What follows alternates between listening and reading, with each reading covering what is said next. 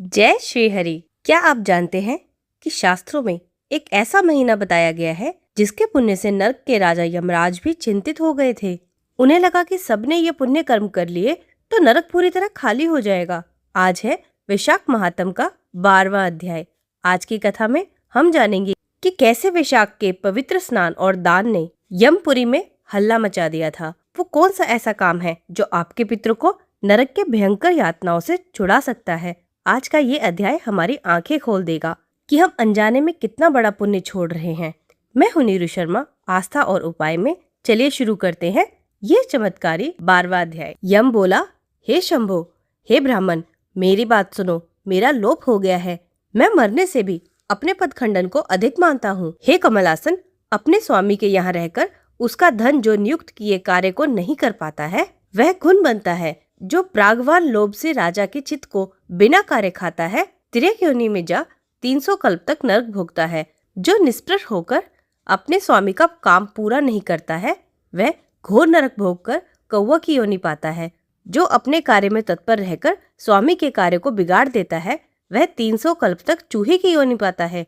जो कार्य करने की सामर्थ्य होने पर भी घर रह जाता है वह बिल्ली की योनि पाता है। सो देव, मैं आपकी आज्ञा के अनुसार प्रजा के धर्मों का साधन करता हूँ और उनके कर्मानुसार पुण्य और पाप कर्म को धर्मशास्त्र के जानने वाले मुनियों द्वारा भली भांति विचार कर कल्प के आदि वर्तमान में जो यातना होती है वे मैं देता हूँ। हे प्रभु, अब मैं आपको नियोग करने में समर्थ हूँ, क्योंकि कीर्तिमान राजा ने पृथ्वी से आपका नियोग उखाड़ दिया है।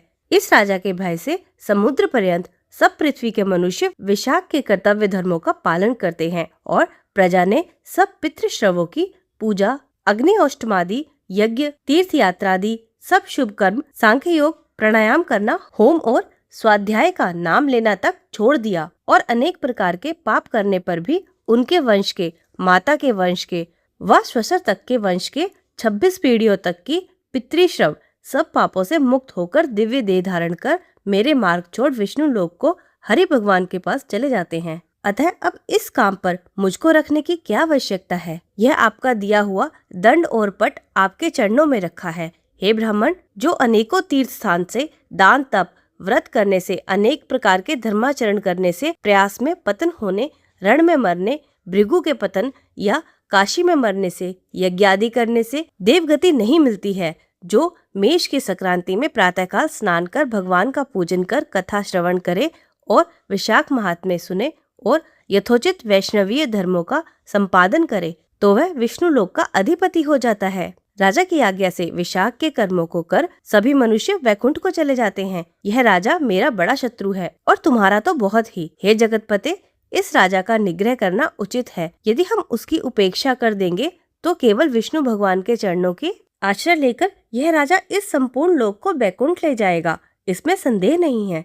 इस कीर्तिमान राजा ने मेरी लिपि दूर कर दी है। ऐसा किसी क्षत्रिय ने आज तक नहीं किया। हे प्रभु, पट मार्जन की बात तो पुराणों में भी नहीं सुनी। उस राजा के सिवाय भगवान में तत्पर ऐसा कोई राजा नहीं हुआ जिसने पट मार्जन की घोषणा कर दी हो और यमलोक में आने का मार्ग रोक दिया हो। इति 12वां अध्याय संपूर्ण। तो भक्तजनों, ये था वैशाख मास का 12वां अध्याय। आज हमने जाना कि हमारी एक छोटी सी भक्ति कैसे नरक के दुखों को सुख में बदल सकती है। आज का विशेष सवाल, वैशाख मास में बताया गया है कि पंखा और जल का दान सबसे बड़ा है। क्या आपने इस गर्मी में किसी प्यासे को पानी पिलाया है या किसी गरीब को पंखा दान किया है? अगर हाँ, तो कमेंट में जय श्री हरि लिखकर जरूर बता दें। और अगर नहीं, तो कल से किसी पशु पक्षी के लिए पानी रखेंगे और किसी प्यासे को पानी पिलाएंगे और अगर हो सके तो पंखा दान करेंगे। अगर आप ऐसा करने का संकल्प लेते हैं तो कमेंट में वैशाख दान लिखकर जरूर बता दें।